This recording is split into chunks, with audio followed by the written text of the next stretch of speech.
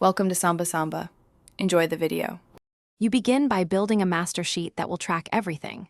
First, enter core columns, task, owner, due date, status, priority, and freeze the header row so you never lose context. Once done, apply data validation lists for status and priority to keep entries consistent and set column widths for readability. Make sure to format due date cells as dates and use conditional formatting for urgent due dates. This creates immediate visual cues and prevents the mess that comes from inconsistent inputs. Next, convert the master sheet into an interactive dashboard.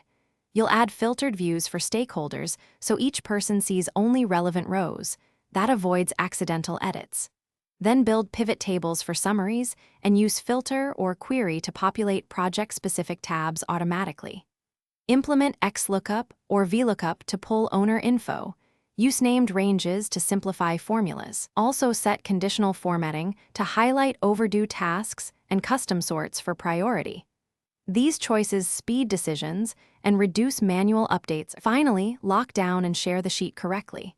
You should set granular sharing permissions and protect critical columns so only designated editors can change status or dates. Once done, enable version history and schedule periodic backups or export CSV snapshots to guard against accidental deletion. If you want change tracking, add a lightweight app script or an audit sheet that logs edits. Troubleshooting tip: if formulas break, check named ranges and sheet names first.